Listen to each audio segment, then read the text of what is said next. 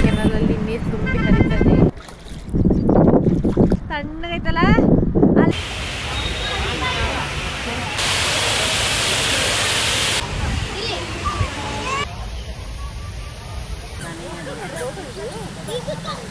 ಇಲ್ಲಿ ಯಾವುದೋ ಕೆನಲ್ ಹತ್ರ ನಿಲ್ಸಿದೀವಿ. ಬಟ್ಟೆ ವಾಶ್ ಮಾಡ್ತಿದ್ದಾರೆ, ಸ್ನಾನ ಮಾಡ್ತಿದ್ದಾರೆ, ಆಟ ಆಡ್ತಿದ್ದಾರೆ. ನಮ್ಮ ಹಸ್ಬೆಂಡ್ ಕಾರ್ ವಾಶ್ ಮಾಡ್ತಾರಂತೆ. ಕೆನಲಲ್ಲಿ ನೀರು ತುಂಬಿ ಹರಿತದೆ. ರಿಫ್ರೆಶ್ಮೆಂಟ್, ಸ್ವಲ್ಪ ತಣ್ಣೀರಲ್ಲಿ ಕೈಕಾಲು ಆಡಿಸಿದ್ರೆ ನಿದ್ದೆ ಮೂಡೆಲ್ಲ ಹೋಗ್ಬಿಟ್ಟು. ಸ್ಲೋ ಇರಲ್ಲ, ಜಾಸ್ತಿ ಇದೆ ನೀರು.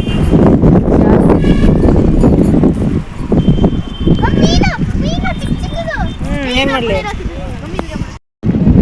ಇಷ್ಟು ಮಾತ್ರ ನಮ್ಮ ಬೆಂಗಳೂರಲ್ಲಿದ್ದರೆ ನಾನು ಬಟ್ಟೆನೂ ಇಲ್ಲೇ ಹೋಗಿದ್ದೀನಿ, ಪಾತ್ರೆನೂ ಇಲ್ಲೇ ತೊಳಿತೀನಿ, ಎಲ್ಲ ಇಲ್ಲೇ ಮಾಡ್ತೀನಿ. ಅಟ್ಲೀಸ್ಟ್ ವಾರಕ್ಕೊಂದ್ಸಲ ಬಂದು ಒಂದ್ಸಲ ಆಟ ಆಡ್ಕೊಂಡಾದ್ರೂ ಹೋಗ್ತೀನಿ. ಅಯ್ಯೋ ನಮ್ಮೆಲ್ಲ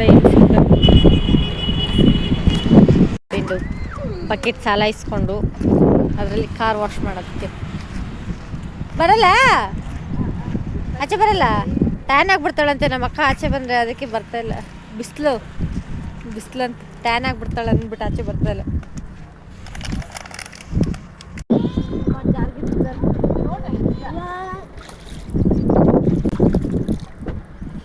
ತಣ್ಣಗೈತಲ್ಲ ಅಲ್ಲಿ ಬಂದು ಫ್ಯಾನ್ಗೆ ಗಾಳಿ ಬರ್ತಾ ಇಲ್ಲ. ಮರಕ್ಕೆ ಅದು ಪವರ್ನ ಕೊಡ್ತಾ ಇದೆ.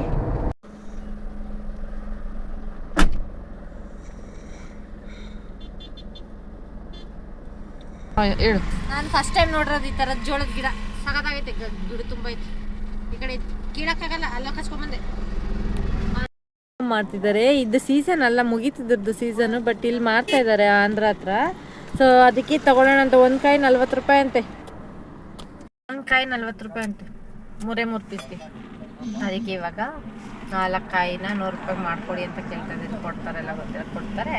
ಅಷ್ಟು ಇಷ್ಟು ಕಮ್ಮಿ ಆ ಕಡೆ ಈ ಕಡೆ ಮಾಡ್ಕೊಡ್ತಾರೆ. ನಮ್ಮ ಅಕ್ಕ ಒಂದ್ಸಲನೂ ತಿಂದಿಲ್ಲ ಅಂತೆ ಸುಬ್ಬಮ್ಮ. ಅಯ್ಯೋ ಇವಳು ಅವ್ರು ಆ ಕಡೆ ತಿರ್ಗೋ ಮಾಡೋದು ನೋಡಿನೇ ಅವ್ರು ಆ ಕಡೆ ತಿರ್ಕೊಂಡ್ಬಿಟ್ರು ನೋಡಿ. ಆ ಕಡೆ ತಿರ್ಕೊಂಡ್ಬಿಟ್ರು. ಅದೊಂಥರ ಪ್ಯಾಕಿಂಗ್ ಚೆನ್ನಾಗಿರ್ತದೆ. ಹಂಗೆ ಇವಾಗ ಕೈಯೆಲ್ಲ ಸೋರುತ್ತೆ, ಹ್ಯಾಂಡ್ ವಾಶ್ ಮಾಡ್ಕೊಳ್ಳೋದಂತೂ ಪಕ್ಕ ಗ್ಯಾರಂಟಿ. Thank you. ಹುಷಾರು. ಈ ತಾಟ್ಲಿಂಗ ಹಣ್ಣು ಅಂದರೆ ನಮ್ಮ ಮನೇಲಿ ಎಲ್ಲರಿಗೂ ಇಷ್ಟ ಆಗುತ್ತೆ. ಹಾಗೆ ಇದರಿಂದ ನೀರ ಕೂಡ ಮಾಡ್ತಾರೆ. ನನಗಂತೂ ತುಂಬಾ ಇಷ್ಟ ಈ ಫ್ರೂಟು. ನಮ್ಮ ಅಕ್ಕ ಹಾಗೆ ನಮ್ಮ ಅಜ್ಜಿ ಇವತ್ತವರೆಗೂ ತಿಂದಿಲ್ಲ ಅಂತೆ. ಸೊ ಹಾಗೆ ಅವ್ರು ಟೇಸ್ಟ್ ಮಾಡ್ಸೋಣ ಅಂತ ಅಂದ್ಬಿಟ್ಟು ತೊಗೊಂಡಿದ್ದೀನಿ.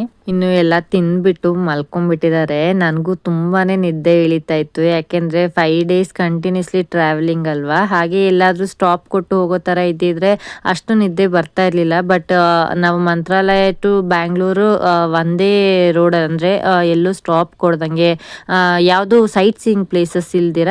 ಸೊ ಕಂಟಿನ್ಯೂಸ್ಲಿ ಡ್ರೈವಿಂಗ್ ಆಗಿರೋದ್ರಿಂದ ನನಗೂ ಸಿಕ್ಕಾಪಟ್ಟೆ ನಿದ್ದೆ ಇಳಿತಿತ್ತು. ನಾವು ಈಗ ಬೆಂಗಳೂರಿಗೆ ಬಂದಿದ್ದೀವಿ, ಅಂದರೆ ಈಶಾ ಫೌಂಡೇಶನ್ ಹತ್ರ ಬರ್ತಾ ಇದ್ದೀವಿ. ಇನ್ನು 1-1.5 ಕಿಲೋಮೀಟರ್ ಇದೆ. ಇವಾಗ ಟೈಮು 6 ಗಂಟೆಗೆ 15 ನಿಮಿಷ ಇದೆ. ನನ್ನ ಗಂಡ ಊಟ ಇಸ್ಕೊಟ್ಟಿಲ್ಲ. ಹೊಟ್ಟೆ ಹಸಿತಾ ಇದೆ ನನಗೆ. ಯಾವುದೇ ತಿಂದು ಬಿಡಷ್ಟು ಹೊಟ್ಟೆ ಹಸಿತಾ ಇದೆ ನನಗೆ. ಇವಾಗ ನಾವು ಹತ್ರ ಬಂದಿದ್ದೀವಿ. ಇಲ್ಲೇ ಹೋಟೆಲ್ಸಲ್ಲಿ ಎಲ್ಲಾದರೂ ಹೋಗಿ ಊಟ ಇಸ್ಕೊಂಡು ತಿಂದ್ಬಿಟ್ಟು ಆಮೇಲೆ ಈಶಾಗೆ ಹೋಗೋಣ ಅಂತ. ನೋಡಿ ಬೆಳ್ಳೆ ಏನು ಅವ್ನು ಹೊಟ್ಟೆ ಅಷ್ಟು ಬಿಟ್ಟು ಬಿಸ್ಕೆಟ್ ತಿಂತಾ ಇದ್ದಾನೆ. ಅವ್ನು ಅದೆಷ್ಟು ಬೈಕೊಳ್ತಾ ಇದ್ದಾನೆ, ಇವ್ರ ಮನೆಗೆ ಯಾಕೆ ಬಂದೆ ನಾನು, ಊಟ ಇಸ್ಕೊಡ್ತಾ ಇಲ್ಲ ನನಗೆ ಅಂತ. ಅವರಪ್ಪ ನೆಕ್ಸ್ಟ್ ನಮ್ಮ ಮನೆಗೆ ಕಳ್ಸೋದು ಅಷ್ಟೇ. ನನ್ನ ಮಗ ಪಾಪ ಮಲಗ್ಬಿಟ್ಟು ಇಲ್ಲೇ ಈಶಾ ಕಾಣಿಸುತ್ತೆ ನೋಡಿ. Turn right onto Isha Adiyogi Road. Isha ಹತ್ರನೇ ಒಂದು ರೆಸ್ಟೋರೆಂಟ್ಗೆ ಊಟಕ್ಕೆ ಅಂತ ಬಂದಿದ್ದೀವಿ. ಸೊ ಇಲ್ಲಿ ಗಾಡಿಯಲ್ಲಿ ಅಲ್ಲಿಂದ ಇಲ್ಲಿ ಕುತ್ಕೊಂಡು ಬಂದಿರೋದಲ್ವಾ. ಸೊ ಹೆಜ್ಜೆ ನಮಸ್ಕಾರ ಮಾಡಿರೋದ್ರದ್ದು ಎಫೆಕ್ಟ್ ಇವಾಗ ತೋರಿಸ್ತಾ ಇದೆ. ಆ್ಯಕ್ಚುಲಿ ಕಾಲಂತೂ ಸಿಕ್ಕಾಪಟ್ಟೆ ಪೇನ್ ಬಂದಿತ್ತು. ಹೆಂಗೆ ಅಂತಂದರೆ ಒಂದು ಹೆಜ್ಜೆ ಕೂಡ ನನ್ನ ಕೈಯಲ್ಲಿ ಮುಂದೆ ಹೇಳೋದಕ್ಕಾಗ್ತಾ ಇರಲಿಲ್ಲ. ಇನ್ನು ಮನೆಗೆ ಬಂದಮೇಲೆ ಅಂತೂ ನನ್ನ ಕೈಯಲ್ಲಿ ಒಂದು ಕುತ್ಕೊಂಡೆ ಎದ್ದೊಳಕ್ಕೂ ಆಗ್ತಾ ಇರಲಿಲ್ಲ, ಎದ್ರೆ ಕುತ್ಕೊಳ್ಳೋದಕ್ಕೂ ಆಗ್ತಾ ಇರಲಿಲ್ಲ. ಸಿಕ್ಕಾಪಟ್ಟೆ ಪೇನ್ ಆಗ್ತಾ ಇತ್ತು. ಜೋಶ್ ಜೋಶಲ್ಲಿ ಹೆಜ್ಜೆ ನಮಸ್ಕಾರ ಏನೋ ಮಾಡಿಬಿಟ್ಟೆ. ಮನೆಗೆ ಬಂದಮೇಲೆ ಅದ್ರದ್ದು ಎಫೆಕ್ಟ್ ಏನು ಅಂತ ನನಗೆ ಕ್ಲಿಯರಾಗಿ ಗೊತ್ತಾಗಿದ್ದು. ಸೊ ಅವಾಗ ಅಂದ್ಕೊಂಡೆ ನೆಕ್ಸ್ಟ್ ಯಾವುದೇ ರೀತಿಯ ಆರ್ಕೆಗಳನ್ನ ಹೊತ್ಕೋಬಾರ್ದು, ನಮ್ಮ ಕೈಯಲ್ಲಿ ಆದರೆ ಮಾಡಬೇಕು, ಇಲ್ಲಾಂದರೆ ಸುಮ್ಮನೆ ಇರಬೇಕು ಅಂತ. ಸೊ ಇದು ಹೊಸ ರೆಸ್ಟೋರೆಂಟು. ಸೊ ಇಲ್ಲಿ ಹೇಗಿರುತ್ತೆ ಅಂತ ನನಗೆ ಗೊತ್ತಿಲ್ಲ, ಬಟ್ ಸುಮಾರು ಸಲ ಈಶಾಗೆ ಬಂದಾಗೆಲ್ಲ ನಾನು ಈ ರೆಸ್ಟೋರೆಂಟ್ಗೆ ಹೋಗಬೇಕು ಅಂತ ಅಂದ್ಕೊಳ್ತಾ ಇದ್ದೆ. ಹಾಗೆ ಇವಾಗ ಈ ರೆಸ್ಟೋರೆಂಟ್ಗೆ ಬಂದಿದ್ದೀನಿ. ಅಟ್ಮಾಸ್ಫಿಯರ್ ಅಂತೂ ತುಂಬಾ ಚೆನ್ನಾಗಿತ್ತು. ಒಳಗಡೆ ಕಲ್ಯಾಣಿ ಇತ್ತು, ಯಾವುದೋ ಒಂದು ನಾವು ರೆಸಾರ್ಟಿಗೆ ಬಂದಿದ್ದೀವಿ ಅನ್ನೋ ಥರ ಫೀಲ್ ಕೊಡ್ತಾ ಇತ್ತು. ಹಾಗೆ ಇಲ್ಲಿ ಊಟಕ್ಕೆಲ್ಲನೂ ಔಟ್ಸೈಡೇ ಕುತ್ಕೊಂಡು ಊಟ ಮಾಡೋ ಥರ ತುಂಬಾ ಚೆನ್ನಾಗಿತ್ತು.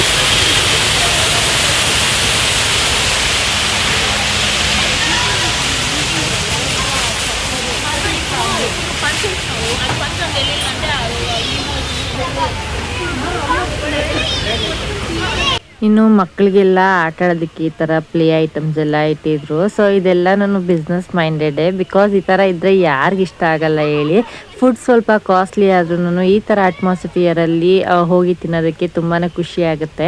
ಫುಡ್ಡು ತುಂಬಾ ಕಾಸ್ಟ್ಲಿ ಇತ್ತು, ಬಟ್ ಈ ಜಾಗಕ್ಕೆ ಅಷ್ಟು ವರ್ತ್ ಅಂತಲೇ ಅನಿಸ್ತು. ಬಿಕಾಸ್ ಔಟ್ಸೈಡ್ ಫುಡ್ ತಿನ್ನೋದಿದೆಲ್ಲ, ಈ ಕಾನ್ಸೆಪ್ಟೇ ಒಂಥರ ಚೆನ್ನಾಗಿತ್ತು.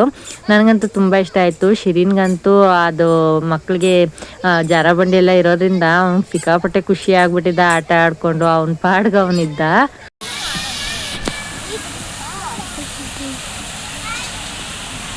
ಸಪ್ಲೈಯರ್ ಏನೇನಿದೆ ಸಪ್ಲೈಯರ್? ಇಲ್ಲಿ ಮಾಡಕ್ಕೆ ಪಲಾವ್ ಇಲ್ಲಿ ಪಲಾವ್ ಇಲ್ಲ. ವಾ ಏನ್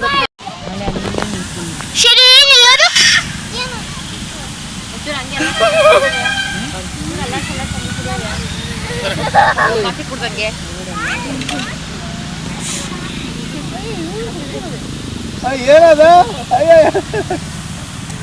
ಸೈಡ್ ಬಾರಡಿ. ಚೆನ್ನಾಗಿದೆ ನೋಡಿ. ಒನ್ ಡೇ ಪಿಕ್ನಿಕ್ ಬಂದರೆ ಹೇಗಿರುತ್ತೋ ಅದೇ ಥರ ಫೀಲ್ ಕೊಡ್ತಾ ಇದೆ. ಹಾಗೆ ಈ ಥರ ಒನ್ ಡೇ ಟ್ರಿಪ್ ಹಾಕಬೇಕು ಈಶಾ ಫೌಂಡೇಶನ್ಗೆ ಅಂತ ಅಂದರೆ ಬೆಸ್ಟ್ ಪ್ಲೇಸು.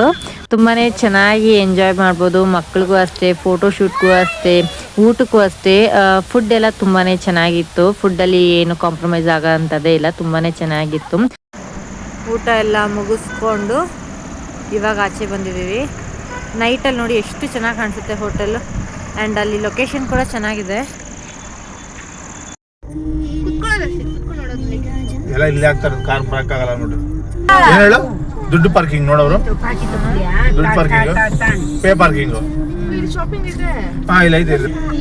ಹೊಸದಾಗಿ ಕಟ್ಟಾರಲ್ಲ. ಇಲ್ಲೋಡು, ಇಲ್ಲಿ ಇಲ್ಲಿ ಇಲ್ಲೋಡು, ಇಲ್ಲೋಡು, ಇಲ್ಲೋಡು. ಏನು ಕಾಟ ಕೊಡ್ತಾವಮ್ಮ ಈ ಮಕ್ಕಳು. ಬರ್ತಳಿರೋ.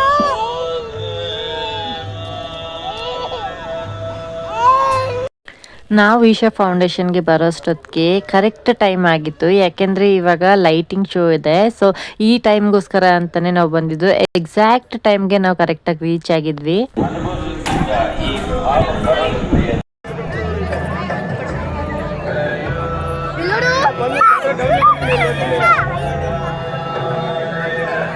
ಇನ್ನೇನು ಲೇಸರ್ ಲೈಟ್ ಶೋ ಕೂಡ ಸ್ಟಾರ್ಟ್ ಆಯಿತು. ತುಂಬಾ ಜನ ಇದ್ದರು, ಯಾಕೆಂತಂದರೆ ಇವತ್ತು ವೀಕೆಂಡು.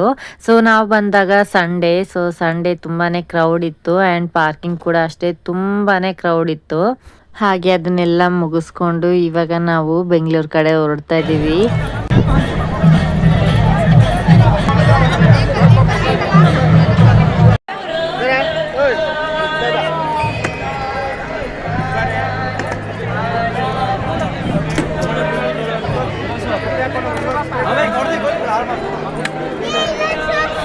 ಈ ಲೇಸರ್ ಶೋ ಬಂದು 10 to 15 ಮಿನಿಟ್ಸ್ ಇರುತ್ತೆ ಅಷ್ಟೇ. ಸೊ ಆ 10 to 15 ಮಿನಿಟ್ಸ್ ಲೇಸರ್ ಶೋ ನೋಡೋದಕ್ಕೆ ಇಷ್ಟೊಂದು ಜನ ಬಂದಿದ್ದಾರೆ ನೋಡಿ. ಸೊ ಅಲ್ಲಿಗೆ ಹೋಗಿದ ತಕ್ಷಣ ಲೈಟ್ಸ್ ಎಲ್ಲ ಆಫ್ ಮಾಡಿಬಿಡ್ತಾರೆ. ಓನ್ಲಿ ಆ ಲೇಸರ್ ಶೋ ಏನಿದೆಯೋ ಅದ್ರದ್ದು ಲೈಟ್ಸ್ ಎಫೆಕ್ಟ್ಸ್ ಮಾತ್ರನೇ. ಸೊ ತುಂಬ ಕ್ರೌಡ್ ಇತ್ತು. ಹಾಗೆ ಪಾರ್ಕಿಂಗಲ್ಲೂ ಕೂಡ ತುಂಬಾ ಜನ ಇದ್ದರು. ನಾವು ಅಷ್ಟು ದೂರ ನಡ್ಕೊಂಡು ಹೋಗಲಿಲ್ಲ. ನನ್ನ ಹಸ್ಬೆಂಡ್ ಹೋಗಿ ವೆಹಿಕಲ್ ತೊಗೊಂಡು ಬರ್ತೀನಿ ಅಂತ ಹೇಳಿದ್ರು. ಸೊ ಹಾಗೆ ನಾವು ಅವ್ರಿಗೆ ವೆಯ್ಟ್ ಮಾಡ್ತಾ ಇದ್ದೀವಿ. ಇವಾಗ ಟೈಮು 10 ಗಂಟೆ ಆಗೋಕ್ಕಾಯ್ತು. ಸೊ ಇಲ್ಲಿಗೆ ನಮ್ಮ ಈ ಟ್ರಿಪ್ನ ಪ್ರಯಾಣ ಮುಗಿದಿದೆ. ಇವಾಗ ನಾವು ಇನ್ನೊಂದು ಸ್ವಲ್ಪ ಹೊತ್ತು ಮನೆಗೆ ಹೋಗ್ಬಿಡ್ತೀರಿ. ಸೊ ಇವತ್ತಿನ ಇಷ್ಟು ವ್ಲಾಗ್ಸ್ ಎಲ್ಲನೂ ಟ್ರಾವೆಲ್ದು ಕಂಪ್ಲೀಟ್ ಆಗಿದೆ.